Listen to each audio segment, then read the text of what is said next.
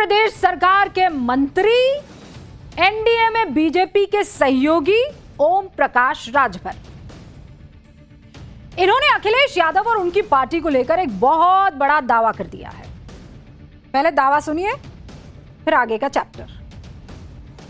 अब बंगाल टीएमसी का फेल हुआ, शिवसेना का महाराष्ट्र शुरू हो गया है।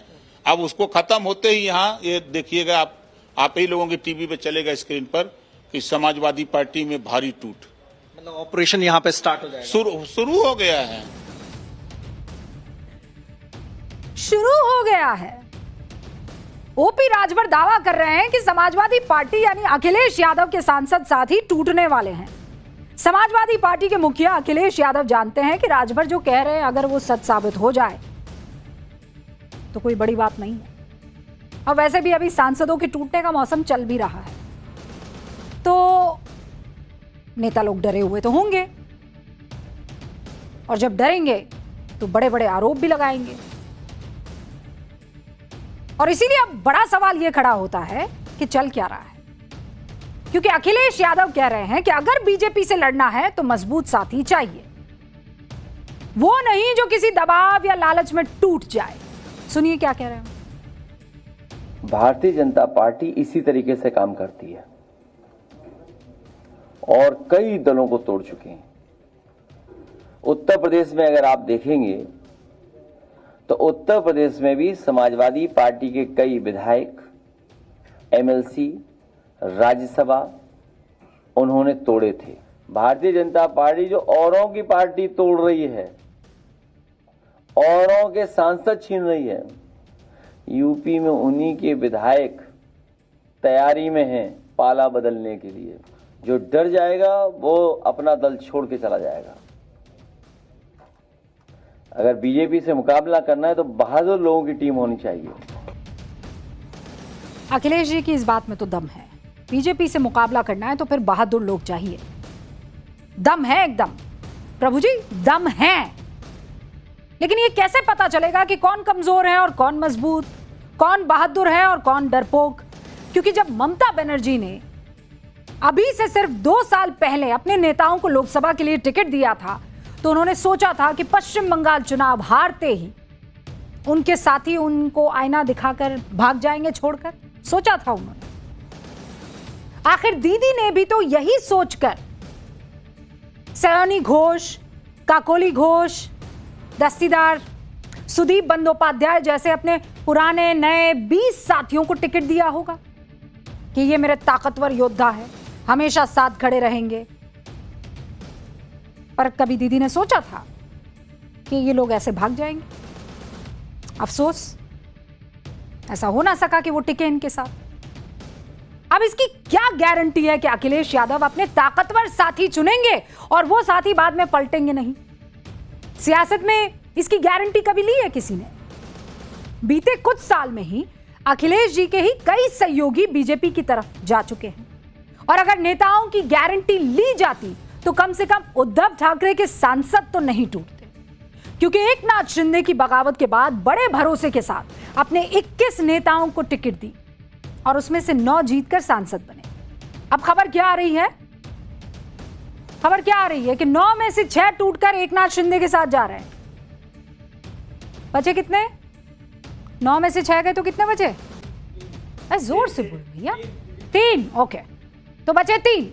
जाहिर है उद्धव ठाकरे और उनके अभी तक खास बने हुए नेता नाराज चल रहे हैं, और नाराज इतने कि संजय राउत अपने शब्दों पर कंट्रोल नहीं कर पा रहे। अपने ही सांसदों को गंदी गाली दे रहे हैं, अपशब्द दे रहे हैं। नहीं सुन सकते भैया, तो बीप करके सुनवाते हैं। बाळासाहेब ठाकरेंनी आम्हाला मुलासारखं वाढवलं सगळ्यांना। उद्धव ठाकरेंनी आमच्यावरती सातत्यानं भावासारखं प्रेम केलं। हे कोण जातायत हे? नहीं, डोंट कट, ये कट मत करना। ये बेईमान है और बेईमानी उनके खून में है। कि लोकसभा सांसद जो हैं वो कैसे एक एक करके टूटते चले जा रहे हैं। आप ठीक करें, तब तक मैं आती हूं। टीएमसी के 20 लोकसभा सांसद टूटे हैं। कहां जा रहे हैं? नई पार्टी, उसको ज्वाइन कर लिया है। एनडीए में उद्धव की शिवसेना के 6 सांसद टूट रहे हैं, खबर ये आ रही। उनके किसी पार्टी में जाने की खबर है, लेकिन कौन सी पार्टी ये नहीं जानते। एनडीए के साथ खड़ी शिंदे की शिवसेना में इस वक्त जो है बगावत मची हुई है। एनडीए क्या है? बीजेपी के नेतृत्व वाला गठबंधन है। मोदी सरकार के समर्थन में ये सबके सब खड़े दिखाई दे रहे हैं। जो सांसद बड़े पैमाने पर विपक्ष को छोड़कर सरकार की तरफ जाना चाहते हैं, उनका तर्क है कि सत्ता पक्ष में रहने से इलाके में कामकाज बेहतर होगा। अगर आप सत्ता में रहेंगे तो विपक्ष में सिर्फ सियासत में वक्त जाया हो रहा है, और इसीलिए अगर हम सत्ता के साथ रहेंगे तो हम जो जनता से हमारी जवाबदेही है उसका रिश्ता और मजबूत कर पाएंगे। पर क्या सिर्फ मामला इतना भर है या कहानी कुछ और है? दरअसल अभी जो मॉनसून सत्र आने वाला है, उससे पहले एक स्पेशल सत्र केंद्र सरकार ने संसद का बुलाया था। उस सत्र में महिला शक्ति विधेयक पेश किया गया। उस विधेयक के पास होने के लिए 2/3 बहुमत चाहिए था, यानी 352 उस वक्त आपको चाहिए था, और तब सरकार के पास सिर्फ 298 सांसद थे। 54 लोकसभा सांसदों की कमी सरकार को उस वक्त पड़ गई। अब ये 2 महीने पुरानी बात है, 2 महीने बीते हैं। आज की तारीख में स्थिति बदलती हुई दिख रही है, और वो कैसे बदल रही है आपको समझा दूं। टीएमसी के 20 सांसद विपक्ष को छोड़कर सत्ता पक्ष की तरफ आ चुके हैं। मतलब 54 में से 20 सत्ता पक्ष में आ गए, कम पड़ गए 34। उद्धव गुट के 6 सांसदों का एनडीए में आने का जो जानकारी और जो खबर है वो इसमें और एडिशन कर रही है। तो अब इनको जोड़ेंगे तो कमी पड़ रही है 28 सांसदों की। डीएमके तब विपक्ष के साथ काले कपड़े पहनकर खड़ी हुई दिखाई दे रही थी, याद है ना आपको? काला पट्टा पहनकर आई थी, काली शर्ट पहनकर आई थी, पूरा काला ड्रेस पहनकर आई थी। आज की तारीख में डीएमके लोकसभा में कांग्रेस के बगल में बैठना तक नहीं चाहती, और डीएमके के कितने सांसद हैं? 22। अगर सरकार किसी विधेयक को अपने पाले में ले आती है तो फिर लोकसभा में 2/3 बहुमत से सरकार सिर्फ 6 सांसद दूर रह जाएगी। और इसीलिए हम कह रहे हैं ये ऑपरेशन मॉनसून सत्र है। यानी अगर महिला आरक्षण विधेयक पर सरकार डीएमके को अपने पाले में ले आती है तो मॉनसून सत्र में ही देश की आधी आबादी को संसद और विधानसभा में 33% आरक्षण का रास्ता साफ होते हुए दिख जाएगा। और इसी वजह से मौजूद सियासी उठापटक को हम ऑपरेशन मॉनसून सत्र कह रहे हैं। इसका इशारा भी ओम प्रकाश राजभर कर चुके हैं। फिर सुनिए। ये जो ऑपरेशन आप बता रहे हैं, ये ऑपरेशन कब से शुरू हो रहा है? मतलब कब तक इसे अंजाम दे दिया जाएगा? सपा टू भाजपा एक्सप्रेस जिस दिन सत्र शुरू होगा विधानसभा का, लोकसभा महाराज बिल आ रहा है ना, महिला बिल आ रहा, पास होगा। अपना ब्लैक बोर्ड काम करने लगा है। चलिए श्री गणेश किया जाए, बिस्मिल्लाह किया जाए, और मैडम आपको बोर्ड पर अब समझाएगी क्या सियासी कूटनीति का वो चैप्टर जहां पासा महज 60 दिनों में पलट गया। एकदम से हालात बदल गए, जज्बात बदल गए, और कभी ताकतवर नेता कहे जाने वाले लोग खाली हाथ रह जाते हैं। अब इससे यह बात क्लियर समझ में आती है कि जब जनादेश पलटता है तो नेता उस तरफ जाते हैं जिस तरफ जनता का मूड होता है। दीदी को जनता का साथ नहीं मिला। पश्चिम बंगाल में 215 से घटकर 80 विधायक रह गए, तो उनके सांसदों का ममता बनर्जी से मोह भंग हुआ। उद्धव ठाकरे को महाराष्ट्र विधानसभा में जनता ने नकार दिया, तो अब सांसद भी पाला जो है वो बदल रहे हैं। तो आज की असल हकीकत यही है, विपक्ष इसे नहीं माने कोई बात नहीं, लेकिन इस बात को समझना होगा कि उनके साथ जो मौजूद सांसद है, जो जनता के बीच में जाते हैं, उनको समझ में आ रहा है कि हालात और जज्बात क्यों बदलने हैं। सरकार लोकतंत्र को खत्म करने की साजिश रच रही है, ये बात सही है, या फिर ये कि चुने गए सांसद और विधायकों को समझ में आ रहा है कि जनता को क्या चाहिए। सुनिए आप पहले ये बयान। ये जो देश में लोकतंत्र को खत्म करने के लिए विपक्ष को तोड़ा जा रहा है, डराया जा रहा है, धमकाया जा रहा है, ये लड़ाई अंतिम दौर में है। अब इन्होंने जितना करना था कर लिया। अब ये बौखलाहट है जो सब कुछ हो रहा है कि विपक्ष को बिल्कुल कुचल दो, लेकिन सांसद के जाने से या सांसदों के पाला बदलने से आवाज दब नहीं रही है, ये आवाज तेज ही होगी।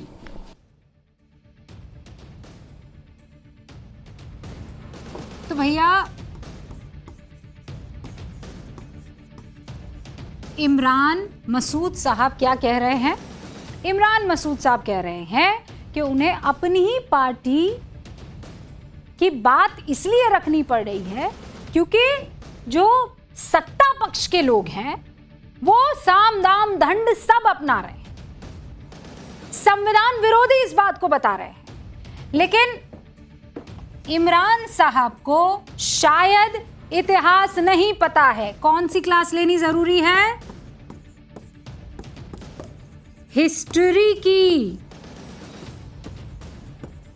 इतिहास, ठीक है ना? इतिहास क्यों, अभी आपको समझाऊंगी मैं। इतिहास क्यों, अभी आप समझिए। 1979 में चौधरी चरण सिंह ने जनता पार्टी को तोड़कर लोकदल बनाया।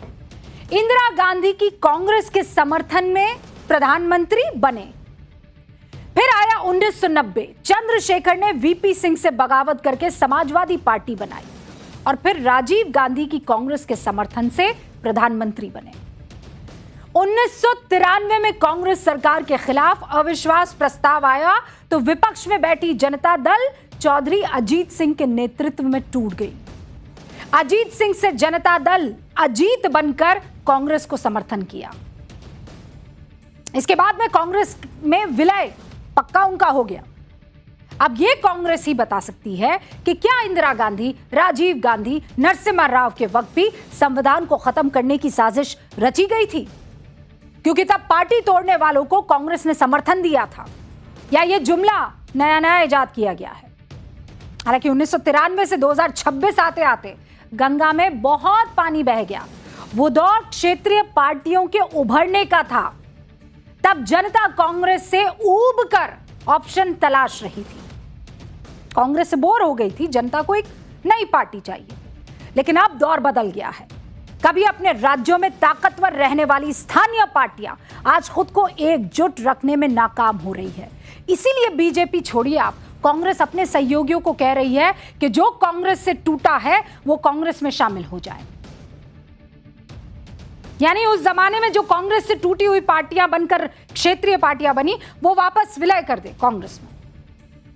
ऐसे में आपके मन में सवाल उठ सकता है, क्या देश में बीजेपी बनाम कांग्रेस की लड़ाई अब आ जाएगी? तो अब ब्लैक बोर्ड का इस्तेमाल करते हैं। तो कौन कौन सी पार्टियां हैं?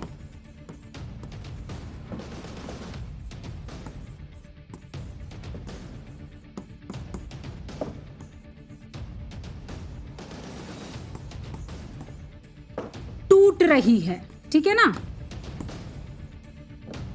पहली टीएमसी है, ठीक है। फिर है उद्धव बालासाहेब ठाकरे, ठीक है। तीसरी है एनसीपी शरद पवार वाली, ठीक है। फिर उसके बाद आप आ जाइए डीएमके। डीएमके टूटी नहीं है डीएमके, लेकिन क्या हुआ है? नई चुनौती आ गई है। क्या है? विजय वाली चुनौती। फिर आप आ जाइए जेडीयू की बात कर लेते हैं।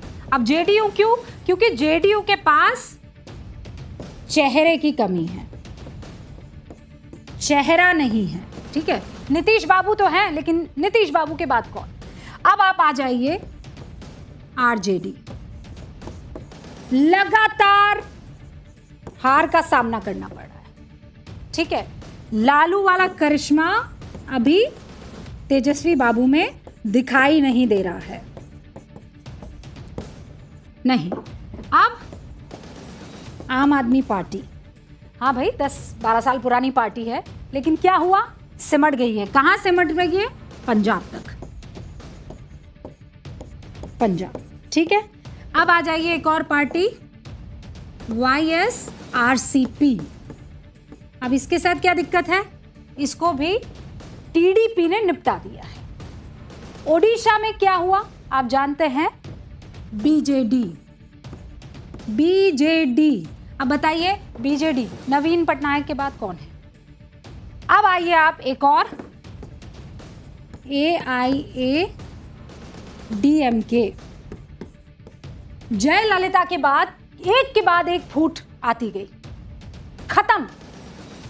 अब फिर कौन, फिर आ जाती है लेफ्ट, जिससे अभी मैं लिख रही हूं। किसी राज्य में इसकी सरकार नहीं बची है, केरला के बाद बताइए अब कहां। इसीलिए अब कौन कौन सी पार्टी टूट रही है वो आपके सामने पूरी की पूरी तस्वीर है। धन्यवाद ब्लैक बोर्ड बाबू, धन्यवाद। अब जरा